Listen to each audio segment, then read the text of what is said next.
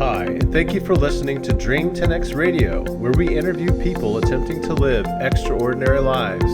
Our twofold purpose is to both direct and inspire people bold enough to do the same. Dream 10X. Face your fears and make your life count. Hey, Dream 10X, it's your boy JC. And Dr. Cable. And welcome to episode 50 of the Dream 10X podcast. And guess what? Episode 50 is coming out on our 2-year anniversary of the podcast. We've been doing this for 2 years. That's amazing. We thought we could do 52 episodes in 1 year, but things expand and take longer than you expect. Mm-hmm. Speaking of taking longer than you expect, I'm trying to release our new software product, Nautilus Tracker. Hopefully, it'll be coming out in the next couple of days to week. 2 week, that's the goal. So I'm very excited to be getting that out. I also just finished my first master's program class in computer science at Georgia Tech, and hopefully I passed. I'm going to find out in a day or two if I passed. If not, then I don't have to worry about taking any more classes. It's so much work. It's a lot of work, school, man. Tell me about Plus, it. you gotta get a B or better. Like, what's that? I don't even know what it's like to get B's and A's. So, anyway, a lot going on. We just got off the water. We row every morning, and so you're getting ready for something big next week. Oh yeah, Masters Nationals rowing. So it's Masters Nationals. There's people all over the U.S. and we come to Florida and we race all weekend or all week actually. So it's going to be fun and exhausting. And What are you rowing in? all fours, a couple of mixed fours. So fours are 4 people in a boat, 1 oar each. Sweet. Yep. And the mixed 4 means there's 2 men, 2 women. And then, so I'm in 1 mixed 4, and I think the rest are all women. So. And? Oh, so I'm stroking my first race, and my coach is in the boat, so no pressure. And I'm not very good at starts as a stroke, so it's going to be quite an interesting experience. Best of luck to you. Thank Hope you. you have fun. Down in Florida racing. It's going to be a lot of fun. This episode, we are talking about the book, The Founders, and I'm going to talk about 5 things I took away from this book real quick. This book is about PayPal and the mix of personalities that all collided there in San Jose to create this wonderful company. And if you follow the markets at all, this past week, you'll have heard that PayPal was one of the big drivers pushing the NASDAQ up this week. So it's really fascinating to hear that in the context of this book and realizing how that big company started with just small, tiny movements in totally odd, random directions. And those movements finally coalesced with a tremendous brain power and created this behemoth that now is a huge force driving the NASDAQ. It's really fascinating. So the first thing that I took away from this book is that Max Levchin, a Ukrainian immigrant to the United States, was actually the core guy, the main driver behind the creation of PayPal. And I had always thought PayPal was like a Peter Thiel, Elon Musk thing. But Max Levchin was really the guy who got it all started. Wow, I didn't know that. So Max was Ukrainian, and he immigrated to the United States with his family. His family were physicists, and they were running away from an oppressive government, Russian government, I believe. They ended up coming to Chicago, which is also interesting in light of our review of Sam Zell's book, Am I Being Too Subtle? Yeah. Because remember, in that episode 47, we talked about how his family fled from Poland and came to Chicago. Because Chicago's awesome. Yeah, so some people think Chicago is awesome, yeah. But so Max's family came to Chicago, and they were poor, just like Sam Zell's family did. And they sold their clothes as soon as they got there to get some money to help them bootstrap their living there. And eventually, Max ended up going to the University of Illinois, Chicago, Urbana campus. And he studied computer science there. And this was in the early 90s. I think 91 is when their family came to the United States. And so soon thereafter, he went to college there. Graduated from college with a master's or a bachelor's in computer science. starts a company called FieldLink. And that company was mainly concerned with Palm security consulting. I think consulting and products, trying to improve the security of the Palm operating system. So he goes to San Jose and he's trying to be a founder and starting this little company, FieldLink. And then he ends up running into Peter Thiel, and then the rest is history, and they end up creating PayPal. And it's a great story how that all happened. So that's just a little background on Max Levchin. Now he's a multi-billionaire. He's running another company called Affinity, and really fascinating character. It was really interesting to learn that he was the core guy behind PayPal. Wow. So my number two takeaway was about Elon Musk. And I was curious how he got his start, and they talk a little bit about it in this book.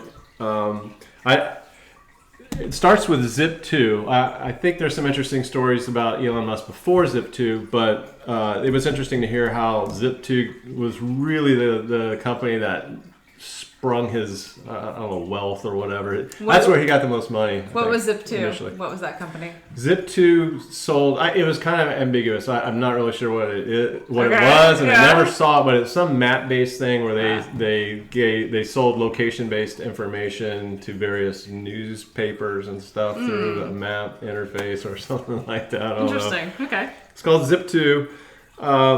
The other interesting thing about Zip2 is even though Elon was the founder, he ended up not being a major contributor. I guess the leadership of the company kind of pushed him out a little bit. And anyway, they ended up selling the company to Compaq for $307 million in cash. Wow. And this is in the 90s, like Okay. mid to late 90s. And but Elon was the one who really started that company. Yeah. And he said, he's got a funny quote in the book. He says, "My bank account went from like $5,000 to $21,500. He just got a check from Compaq. You know. Oh, that's amazing. The other interesting thing is they sold for $307 million in cash, and he only walks away with $21 million. So I mean, only that's only. How old was he? He was 27 years old. Oh no. 27. I can imagine me at 27 with that money. Oh man, I just can only dream about that. It's But amazing. there's a cool video online about him Elon taking taking delivery of his F1 McLaren that he bought right after he got that big chunk of McLarens. money, and he's with his girlfriend, and he's top of the world. So that's kind of cool. You know, it must be a really great feeling to make that kind of money. But 21 million cash. So from 307 million. So he gave away a lot of equity in his company, even though he started it. So I think that's an interesting takeaway. And there's nothing wrong with $21 million, you know. So I thought that was really cool. Wish I could go on such a journey. Okay, relentlessly pivot. That's another key takeaway I took away from how Max Levchin pivoted his business into what ultimately became PayPal. I mean, when you think about how Levchin started the whole thing, started out as a Palm Pilot company, and they were doing Palm security. Palm has come up a lot throughout our podcast. Yeah, in fact, we reviewed Jeff Hawkins' book on intelligence. And of course, Jeff Hawkins is the founder of is founder of Palm. Mm-hmm. And so here we are reading about Jeff Hawkins again, and in this book by Jimmy Soni, Levchin started working with Palm, interested in improving Palm security, and to that end, he goes to a 3Com conference in San Jose one weekend or 1 week or whatever, and pretends he needs a ride home. Oh no. And so he waits for Jeff Hawkins, who was giving a keynote at the conference, to come out, and so he could ask him for a ride home. And so Hawkins offers him a ride. Wow! Can you imagine? He gets in the car with him, and they're driving along, and then at some point Hawkins realizes, hey, I'm not taking this guy home. He's up to something else. And so he says, why don't you just go ahead and tell me what you're trying to get out of me? And Levchin says, well, I'd really love to know the direction that Palm is going in improving the security of Palm OS. Because that's really what he wanted to learn to help the direction of his own company that he was working on.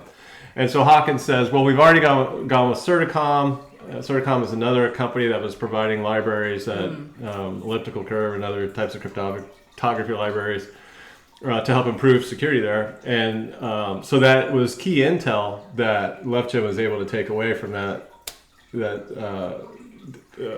ride home with Jeff Hawkins. So anyway, brave. what was I talking about? Pivot.